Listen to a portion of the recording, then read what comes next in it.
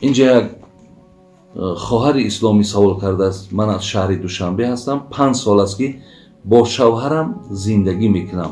من حامله دار شدم. شوهرم از من روی گردونید. میگوید که من از تو و فرزندت بیزارم. برو شوهر کن. من چیکار کنم استاد عزیز؟ خواهر عزیز، حقیقتا امروز زندگی های ما بسیار بسیار بسیار ناسازی ها دارد. زندگی های ما بسیار از ناگواری ها زیاد شده است. یعنی زندگی ها از شیرینی های خودشان خواهرای عزیز خالی ماندند.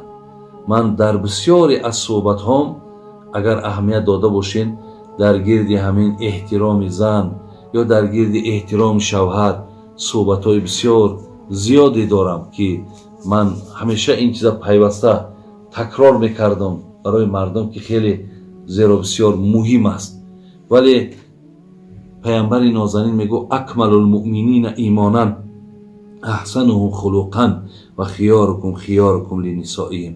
پیامبر میگه در بین تمام جوانها، در بین تمام مردها، همان مردی را ایمانش کامل است که با خانومش، با زنش معامله خوب دارد، معامله زیبا دارد. خداوند در قرآن سوره نساء داره میگه که و عاشروهن بالمعروف.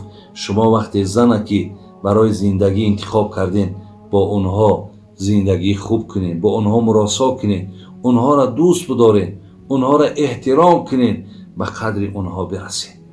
برای همین خواهرای عزیز، اینجا ما دیگر از مقصد از مردها گیله کنیم میلش، لیکن تعلیمات دین ما این نیست که اونها با شما این خیلی مراسا کنن که شما حامله دار شدین یا فرزنددار شدین، یا اگر مثال شما را جوابم که نتیه شما را همیشه حقارت کنن، شما را همیشه توهین کنن، شما را همیشه مقصد تماما با شما اهمیت نتیان، تامینات خانوادگی را به عهده نگیرن، با خاندانهای شما رفت و آمد نکنن.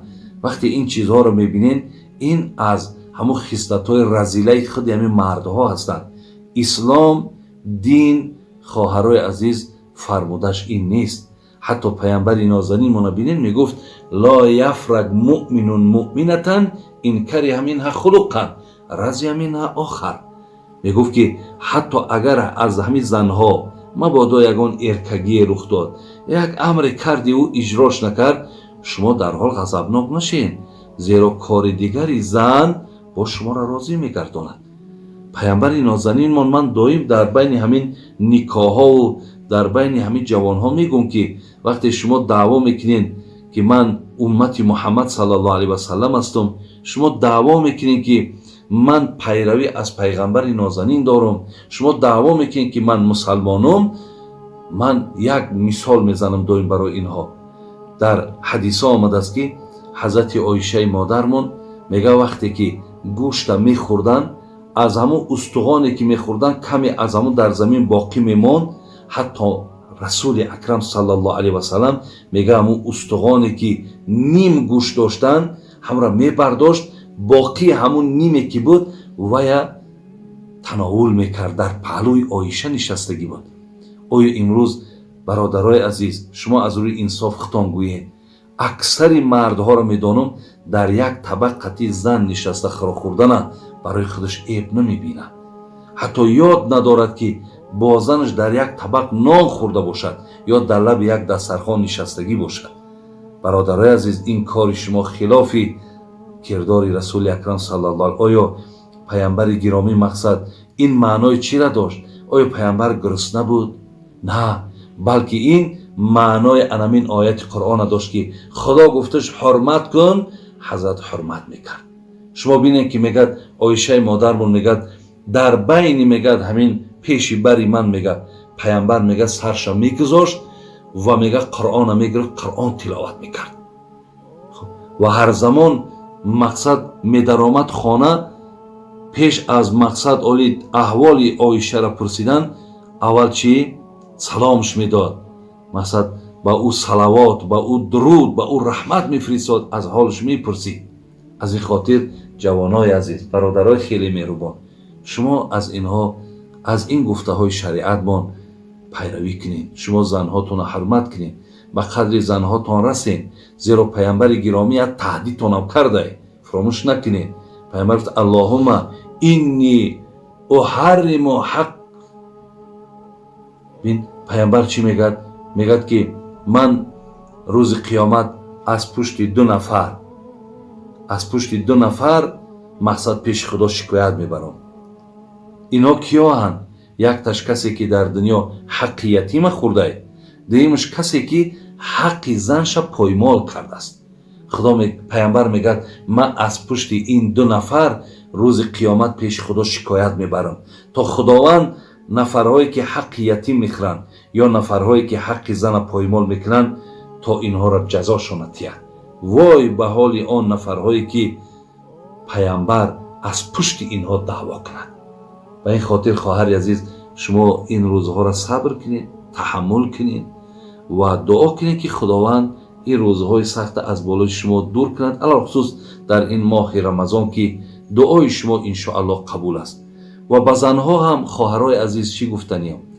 ولی ببینید من چند مقاله ها نویساندم به خاطری که همین بعضی عدد طلاق که در ما زیاد است، اکوای تشویشش برای ما هم هست. ما هم خودمان در همینجا مسئول و گناهگار میشماریم که در همین کار اگر سهمان نگذاریم. از این لحاظ خواهرای عزیز، شما هم در نسبت احترام شوهراتون کم نیایید. شما هم مثال با زبانهای شیرینتان دل مردکاتون به دست بگیرید. حتی من خواهرای عزیز سخن از فردوسی در شاهنامه است، میگد که چی خوشگو فردوسی پاک جان به شاهنامه اندر بیان زنان. بهینی زن در جهان آن بود که پیوسته با شوی خندان بود. مگو این سخن را نه پا و سر است، حدیث و سخنهای پیغمبر است. فردوسی میگد میدانید که من کدام زن بهترین زن میگم؟ همان زنی که وقتی که شوهر دلش از او خرسند باشد، شوهر دلش از او راضی باشد، من این زن بهترین زن میشمارم. زین لحاظ خواهرای عزیز، شما هم ببینید عزیزای خدا میگه تاج بر سر میکند زن میکند، خاک بر سر میکند زن میکند. مردک آبرو تاج دارم تو میکنی، خاک بر سرشم تو میکنی.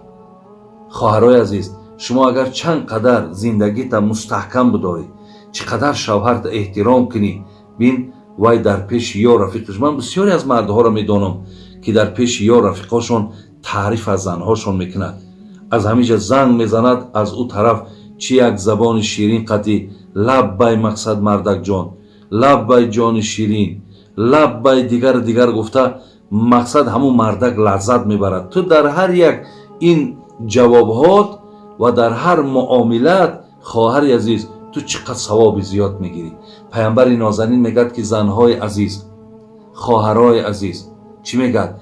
پرنده ها در آسمان، ماهی ها در دریا، ملائکه ها در آسمان، مورچه ها در سوراخی های خود طلب مغفرت گناه تو را میکنند زمانی که شوهر از تو راضی باشد. خواهر عزیز ایرا برگوش بگیر، چیزی میگم از کتاب خدا و رسول میگم، چیزی میگم برای مستحکمی زندگیتان میگم، ولی متاسفانه در همین جا برای زندگی های شیرین همین مردم تلخ کردن بین یک تأثیر نفر سیوم است. یعنی بسیاری وقت در زندگی دخترها و بچه ها پدر و مادرها می درویند. پدر و مادرها زندگی ها را تا جایی که خوب کنن نیکنن، بسیار زندگی ها را تلخ میکنن، ترش میکنن، بسیار بیفهمی و بیعقلی میکنن. برای همین مادرها، خواهرها عزیز، برای شما مادرها، پدرها مراجعت میکنم در زندگی فرزنداتون دخالت نکنید. دخالت کنید، شما کلانترین، لیکن دخالتی خوب کنید. نگو که مقصد زن چیه که تو باید دوستش بداری. بین بچه تا نگو این سخنه، زن چیه که دوستش میداری، خب اینقدر مرده تا در بالای زنت نپرتا، یا دیگر سخنها. همچنان مقصد زنها را هم هیچ وقت نصیحت‌های نادرست نکنید که مقصد شوهرت به احترام که یا شوهرت سخت بگی یا مقصد شوهرت از پدر و مادرش مثال جدا کو یا دیگر پیشنهادایی که بسیار در همین منتالیتت تاجیکی ما موافق نمیاد، همین سببی ویرانی زندگی فرزنداتون خداتون میشه. برای از وقتش میگفتن اگر کسی یک خانه گنجش که ویران کند، او خانه دنیا و آخرتش ویران میشود. برای همین حرکت کنین، همیشه کوشش کنین. برای همین خواهرها و برادرای عزیز، شما زندگی هاتون در اهمیتین. زندگی بازیچه نیست. خاک زندگی به پسی و به بلندی نمیشود، ولی حتما کلانترها با عقلها برای بهبودی، برای مستحکمی زندگی مقصد همیشه دستی یاری دراز کنید. اگر همینها جدا شوند، شما در همین جامعه خیانت کردگین. شما در زندگی اینها خیانت کردگین. شما قیامت و دنیاتون باور کنین. پدر و مادر شما از دست دادین. شما را اگر هر چیزی که گویند دیگر در نسبت شما حقیقت هست. خداوند توفیقتان تیاور. خدا همین مشکلات و نافهمی را از بین شما. من سحر قطعی ساعت 5 بود که یک از زنگ زد. بابای داملا همین سحر ما قطعی زنمون جنجال شدیم. در همین ماه رمضان، ای خواهر عزیز، ای برادر عزیز، این ماهی هست که ماه جنجال نیست، ماه شادی ای. این ماهی هست که حساب کنید در خانه شما توی ای. در خانه شما همه درهای ثواب و اجر های. باید دیگر معامله کنین، از این ماه پربرکات استفاده برین. میایم به سوال دیگر. بابای حاجی میرزا، خب در حق مهاجرات دعا کنین. من دائم در